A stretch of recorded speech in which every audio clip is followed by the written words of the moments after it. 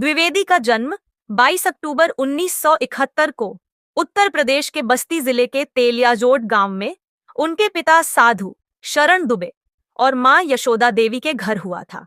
2006 में उन्होंने विनीता द्विवेदी से विवाह किया। उनके एक बेटा और एक बेटी हैं।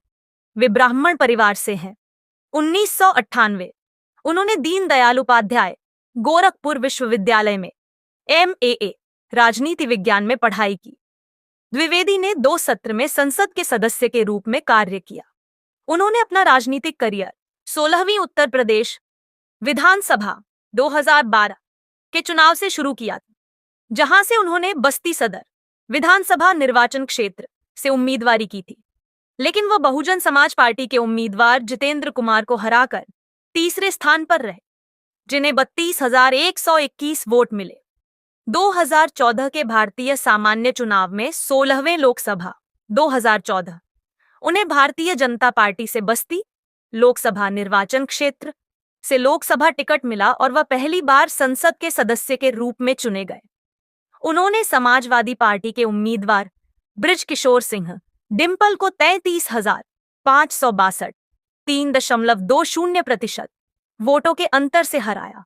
2019 के भारतीय सामान्य चुनाव में 17वें लोकसभा 2019 उन्होंने बस्ती लोकसभा निर्वाचन क्षेत्र से दूसरी बार संसद के सदस्य के रूप में चुनाव जीता।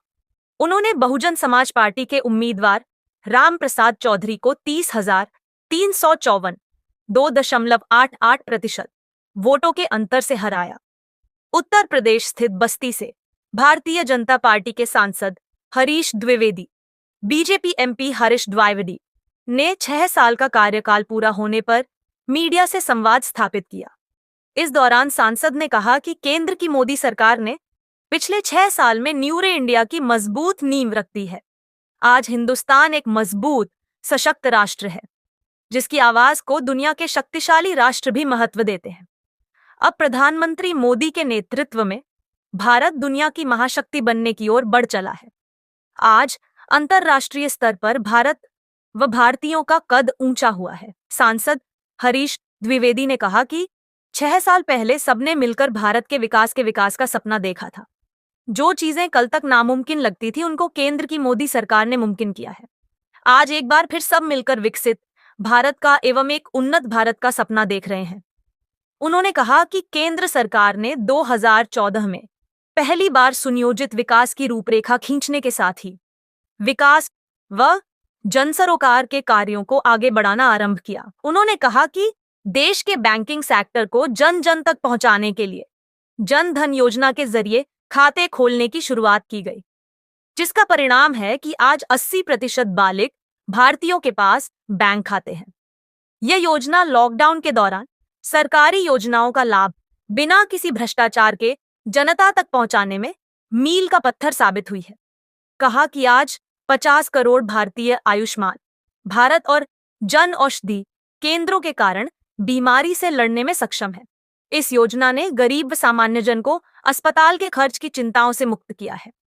स्वच्छ भारत अभियान ने जहां जनता को सफाई के प्रति जागरूक किया है, वहीं शौचालय निर्माण के क्षेत्र में हुई क्रांतिकारी प्रगति के चलते आज 99% भारतीयों को इस सुविधा का लाभ मिला है। पूर्व में मात्र 38% भारतीयों के पास ही यह सुविधा थी। सांसद ने कहा कि किसानों की आय दोगुनी करने का न केवल खाका खींचा गया है, बल्कि उस पर कार्य भी आरंभ हो गया है।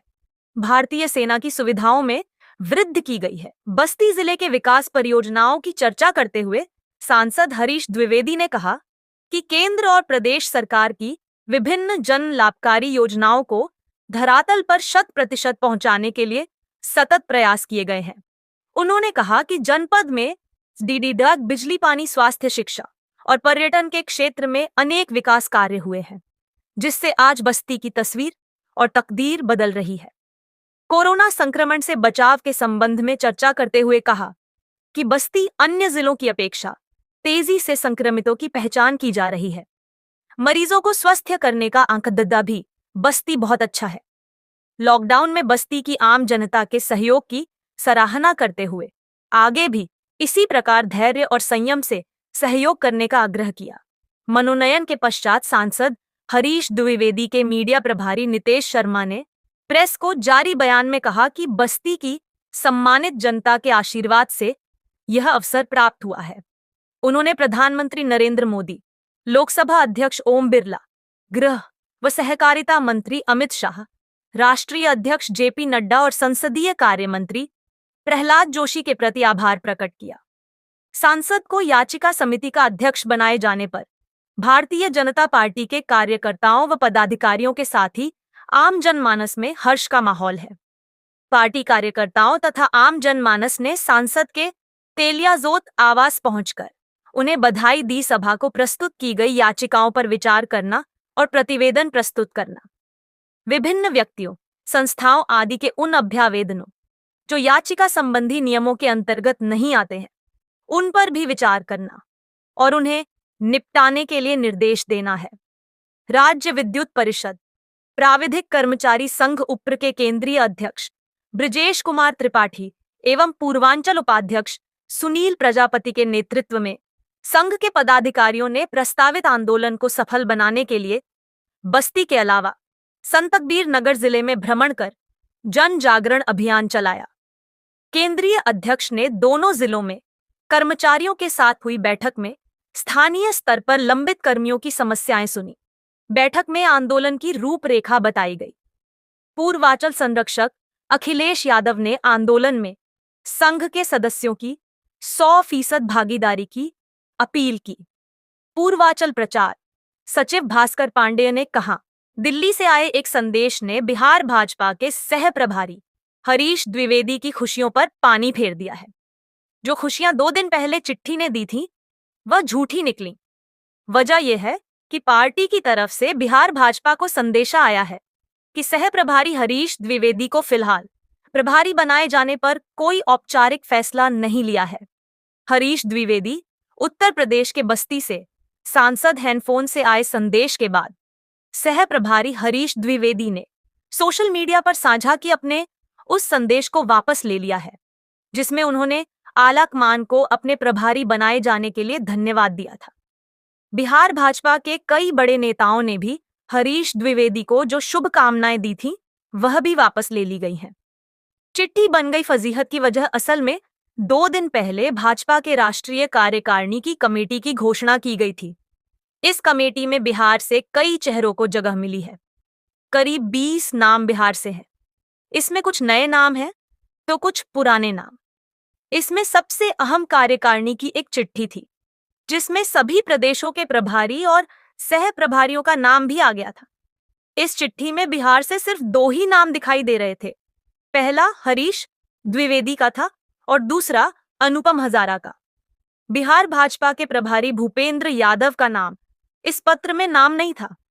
यही वजह है कि बिहार भाजपा के नेताओं ने यह मान लिया कि भूपेंद्र यादव बिहार भाजपा के प्रभारी नहीं रहे। उनकी जगह पर हरीश द्विवेदी बिहार भाजपा के प्रभारी बन गए हैं और अनुपम हजारा सह प्रभारी रहेंगे।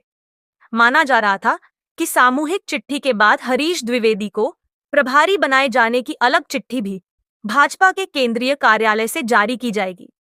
लेकिन जब 2 दिन बाद भी यह चिट्ठी जारी नहीं हुई, तो बिहार भाजपा के नेताओं को यह लगा कि समझने में कहीं कोई गलती हो गई है।